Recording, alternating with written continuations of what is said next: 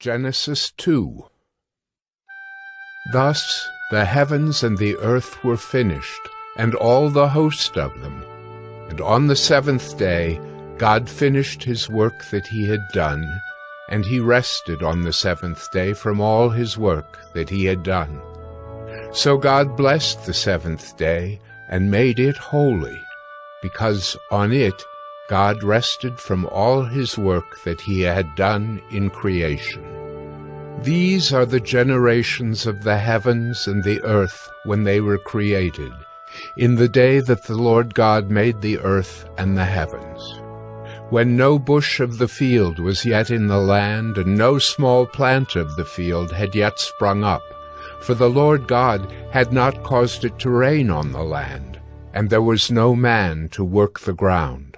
And a mist was going up from the land, and was watering the whole face of the ground. Then the Lord God formed the man of dust from the ground, and breathed into his nostrils the breath of life. And the man became a living creature.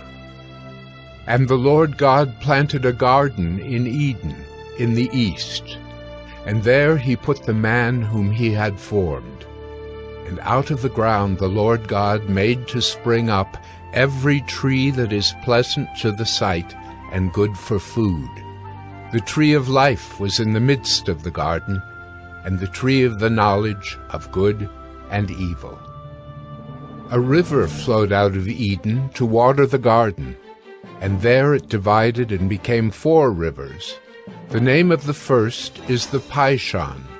It is the one that flowed around the whole land of Havilah, where there is gold. And the gold of that land is good. Bdellium and onyx stone are there. The name of the second river is the Gihon. It is the one that flowed around the whole land of Cush. And the name of the third river is the Tigris, which flows east of Assyria.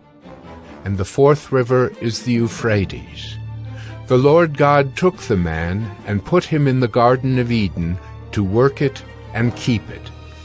And the Lord God commanded the man, saying, You may surely eat of every tree of the garden, but of the tree of the knowledge of good and evil you shall not eat, for in the day that you eat of it you shall surely die.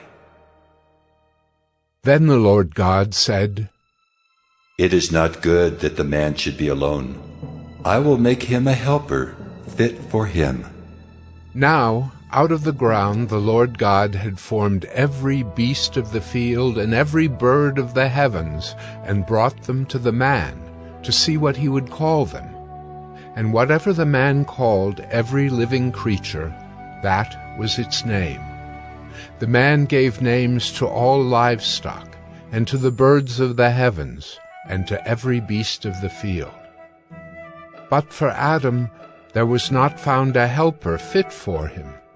So the Lord God caused a deep sleep to fall upon the man, and while he slept took one of his ribs and closed up its place with flesh.